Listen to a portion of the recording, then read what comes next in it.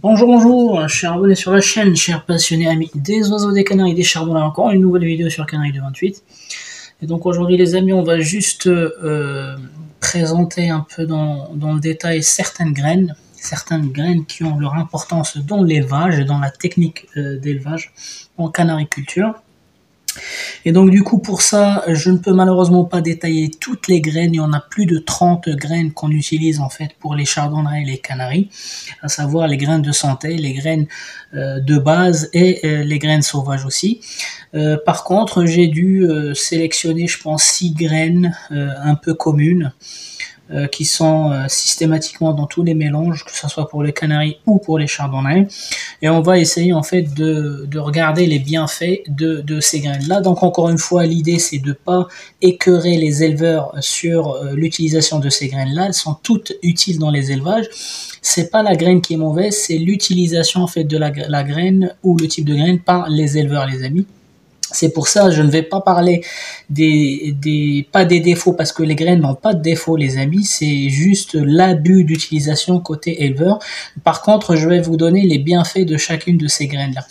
Donc j'en ai 1, 2, 3, 4, 5, 6, 7 graines et on va commencer par le chardon-marie les amis. Donc c'est ces graines là que vous voyez ici. Voilà, donc référence à la plante chardon-marie aussi, voilà. Et donc du coup, ce nom de chardon-marie de la plante et des graines vient du fait que le chardon dans la nature en fait adore ces graines-là. Donc du coup, vous allez souvent le voir, en fait c'est une espèce de plante avec des épines.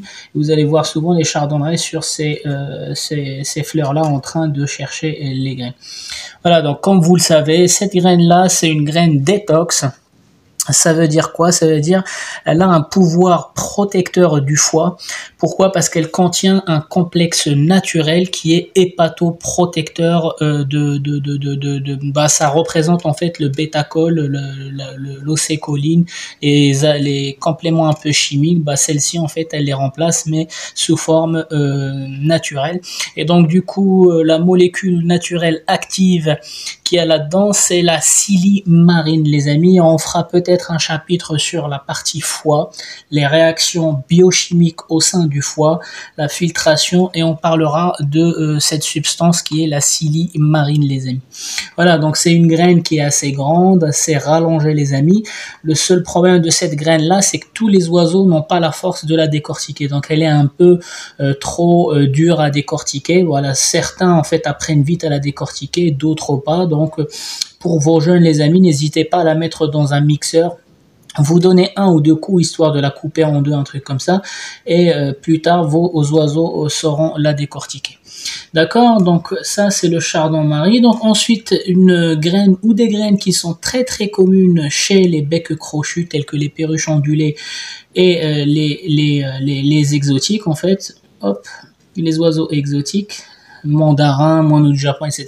Il s'agit en fait du millet. Et là, je ne fais pas faire la distinction entre le millet jaune et le millet rouge. Je vais essayer de parler un peu généralement. Donc voilà, donc il se trouve sous 2 formes. Donc si vous achetez des sachets industriels, ça va être sous forme de graines déjà nettoyées. Sinon, c'est des grappes, donc des espèces de grappes sur lesquelles ils sont accrochés. Et le millet sous forme de grappe, en fait, il va amuser un peu l'oiseau parce que c'est l'oiseau qui va aller les chercher une par une. À savoir qu'on peut compter jusqu'à 1000 graines sur une seule grappe, les amis. Donc voilà, donc ça peut occuper un peu les oiseaux. Et voilà, enfin je préfère moi la forme de grappe plutôt que les graines comme ça, donc j'ai dû les enlever moi-même une par une pour vous montrer qu'il y a 2 formes de produits. Donc le produit déjà décortiqué, nettoyé dans des sachets industriels, ou bien les grappes directement. Mais voilà, si vous voulez faire des activités à vos oiseaux, vaut mieux leur donner des grappes pour qu'ils puissent mettre du temps à les décortiquer. Donc la graine de millet les amis, elle est riche en phosphore, elle est riche en oligo-éléments, elle est très riche en glucides. Et d'ailleurs, la plupart des éleveurs, ils pensent que le millet, en fait, c'est pas trop riche. Non, ça occupe l'oiseau, mais par contre, c'est trop riche. Et souvent, on a des problèmes en fait d'oiseaux qui claquent du bec. Ça vient souvent du millet en fait, d'un régime qui contient trop de pourcentage de graines de millet. Sous forme de grappes ou sous forme de graines industrielles, c'est la même chose. En fait, ce sont des graines ultra riches en glucides, ce qui fait en fait, ça fait gonfler le foie. Et l'oiseau, il a du mal, il est obligé de respirer beaucoup plus vite pour aller chercher le taux d'oxygène qu'il lui faut. Ça se soigne en fait. Il faut juste enlever le millet. Au bout d'une semaine, l'oiseau respire correctement. Donc si vous avez des oiseaux qui claquent du foie, il faut en premier tester si ça viendrait pas du millet ou des graines, certaines graines riches qu'on va voir. Donc elle est riche en protéines, elle est riche en calcium, mais surtout en fait elle a la particularité de contenir en fait une large gamme ou un panel d'oligo-éléments dans le magnésium, dans le phosphore et le fer, les amis.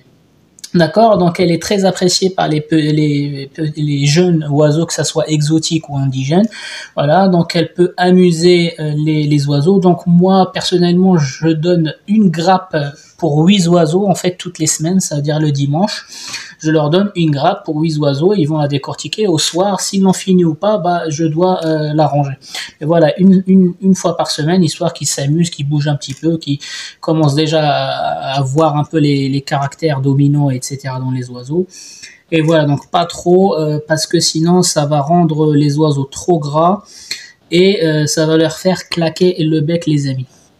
D'accord, donc ensuite, la graine préférée des éleveurs, les amis, il s'agit bien sûr de l'alpiste. Je vais essayer de le mettre ici. Donc l'alpiste, c'est une graine un peu rallongée, ça ressemble un peu en fait, sa forme ressemble un peu à celle du chardon Marie, sauf qu'elle est beaucoup plus décorticable, facilement décorticable, et elle brille un petit peu. Pourquoi? Parce qu'elle a une peau vraiment très très fine. Donc cette graine-là, en fait, elle est préférée des éleveurs parce que dans la pratique, on s'est rendu compte que les oiseaux qui sont nourris à base de mélange de graines riches en alpiste, surtout par rapport aux autres diversités de graines, ils présentaient pas beaucoup de maladies, de signes de maladie. Pourquoi? Parce que cette graine-là, elle est riche en enzymes de digestion, les amis. Donc déjà, cette graine-là, il y a de quoi stimuler le système digestif et favoriser la filtration rénale, ça veut dire les reins qui vont filtrer les reins et le foie qui vont filtrer les toxines, les produits, etc. En fait, ça va favoriser ces opérations. C'est une graine qui contient un taux élevé d'antioxydants. Encore une fois, les antioxydants, c'est tout ce qui protège le milieu.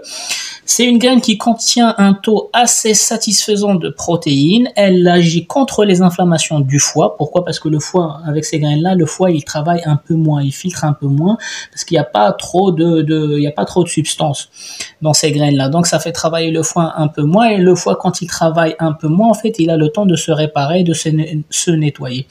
Et elle agit aussi contre la plupart des maladies qu'on a dans les élevages, type la goutte, des maladies gastriques, des maladies du foie gras, voilà, l'obésité chez les oiseaux, voilà.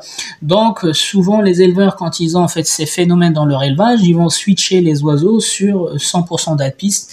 Ça ne se fait pas de cette façon, les amis. Il faut juste prendre le même mélange et trop charger le mélange avec l'alpiste. Il ne faut pas switcher à 100% du jour au lendemain vos oiseaux d'un mélange avec 14 variétés de graines sur 100% d'alpiste, ils vont mourir de faim, les amis. Donc il faudra mélanger de l'alpiste petit à petit jusqu'à ce que vous obtenez en fait l'inverse du mélange, ça veut dire 70% de graines d'alpiste et 30% des autres graines. Donc voilà pourquoi la graine d'alpiste, elle est appréciée par les éleveurs. C'est un médicament en soi, si vous voulez. Donc ensuite, mes graines préférées, ce sont les Périlla blanches, les amis. Donc j'en ai assez parlé depuis qu'on a démarré cette chaîne-là. Donc la Périlla blanche, c'est une graine en fait que vous devez avoir sur vous parce que c'est la graine qui demande le moins d'efforts pour être mangée, soit par des oiseaux malades, soit par des oiseaux qui sont pas loin de mourir, parce que ça demande le moins d'efforts possible pour être mangé, les amis. Donc c'est une graine comme l'alpiste qui contient un taux très élevé d'antioxydants. Elle est anticancérigène aussi. Elle contient un taux d'acides gras polysaturés. On le verra aussi ce que c'est les acides polysaturés. Elle a un taux d'oméga 3, mais par contre pas d'oméga 6. Donc c'est surtout l'oméga 3 et elle favorise bien sûr le système cardiovasculaire et le système immunitaire, les amis.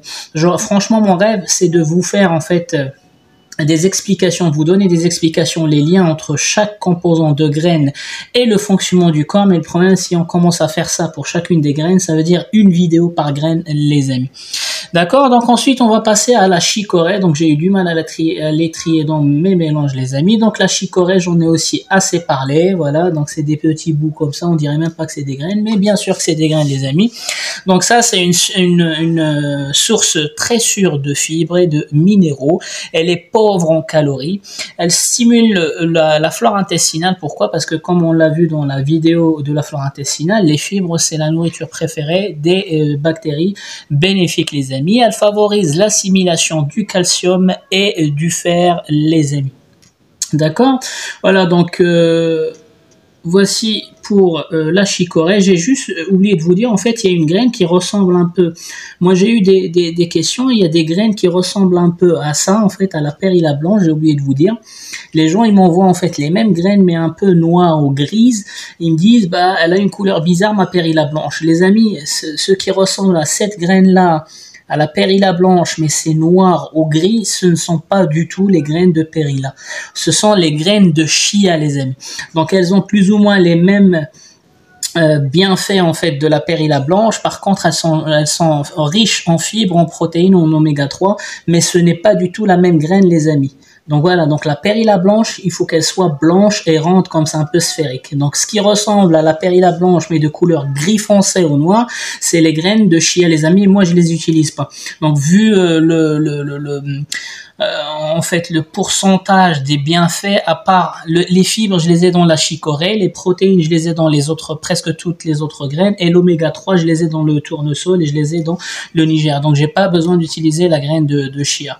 Après, c'est spécifique à chaque éleveur. Si à un moment donné, à un moment ponctuel, il a besoin de la graine de chia, il peut l'utiliser. Mais moi, je l'ai pas ici, donc c'est pour ça que j'en parle pas.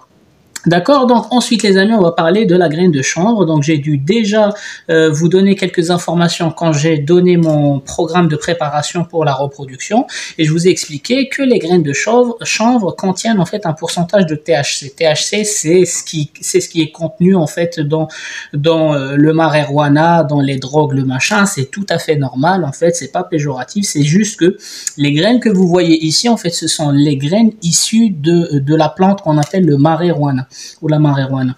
Donc ces graines-là, elles viennent de la plante de la marijuana.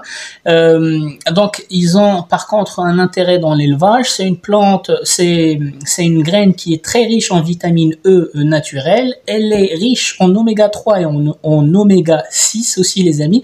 Contrairement aux graines de chia dont je vous ai parlé, elle est riche aussi en protéines, elle est riche en fibres et elle agit aussi contre la constipation. C'est pour ça, les amis, quand vous donnez trop de graines de chanvre à vos oiseaux, ils ont la diarrhée. C'est tout à fait normal. Donc il faut pas trop en donner. Donc déjà, ça va droguer les oiseaux, donc ils seront toujours à la recherche de ce taux de THC. En plus de ça, ça va leur donner une diarrhée défiante un peu liquide. Donc vous pouvez en donner pendant le début de la reproduction ou la préparation de la reproduction, à condition de respecter les doses et pas trop en abuser, les amis. D'accord, donc ensuite on va finir par le Niger. Donc voilà, surtout les gens qui font des oiseaux de champ, l'élevage des oiseaux de champ, ils adorent le Niger parce que le Niger il fait exciter les oiseaux, il les pousse à faire des appels ou à chanter. Donc le Niger, c'est une graine qui se décortique plus facilement que la périlla blanche, les amis. Donc voilà, donc vous allez me dire, bah, puisque le Niger se décortique plus facilement que la périlla blanche, pourquoi tu nous conseille toujours de donner la périlla blanche aux oiseaux qui sont malades? C'est tout simplement, en fait, il y a deux choses à distinguer. Le fait qu'elle soit décorticable plus facilement et ce qu'elle contient derrière.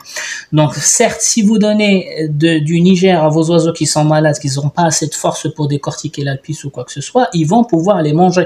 Par contre, ça ne va pas arranger leur situation, les amis. Pourquoi?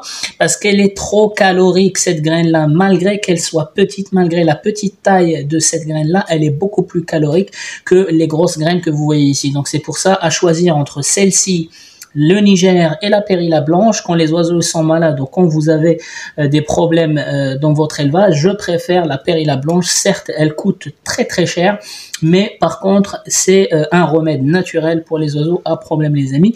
Donc voilà, donc le Niger, c'est une graine qui se décortique aussi facilement ou plus facilement que la périlla blanche. Par contre, l'inconvénient, c'est qu'elle est trop calorique, les amis. Et puis si on se nourrit, si les oiseaux commencent à trier, en fait le problème dans les élevages c'est ça, c'est qu'il y a des éleveurs qui se rendent pas compte que leurs oiseaux ils trient, ils ne se rendent compte que leurs oiseaux ils ont trié que lorsqu'il est trop tard les amis, c'est-à-dire l'oiseau commence à tomber malade et là il va commencer à analyser ce qui s'est passé dans son élevage. Donc c'est pour ça, avoir des oiseaux qui mangeront tout ça les amis, avoir déjà un éleveur qui fait ses compositions intelligemment, donc là voilà, donc moi j'ai pris mes compositions pour trier les graines, les quelques graines. Alors, donc déjà le premier axe c'est qu'il faut une bonne qualité de graines, deuxièmement c'est qu'il faut avoir un savoir-faire en termes de mélange, donc vous faites pas les mélanges comme vous voulez, les mélanges ils sont en rapport avec vos installations, avec les paramètres de l'élevage, c'est-à-dire température, humidité, l'espace de vol, etc. pour pouvoir faire. Donc les gens qui font leur propre mélange aléatoirement les amis, méfiez-vous, il faut bien étudier vos paramètres d'élevage pour pouvoir lui associer en fait le bon mélange, les bons pourcentages de graines et éviter en fait les maladies dans votre élevage les amis. Deuxième chose, c'est qu'il faut partir du principe que certains oiseaux les amis, ils ont des caractères et leur caractère c'est d'aller chercher les graines qui sont faciles ou les graines qui sont trop grasses les amis. Donc pour ça, il faut de l'observation, il n'y a pas d'autre solution que ça. Les amis, c'était Canaille du 28, je vous souhaite un bon visionnage et je vous dis à la prochaine vidéo.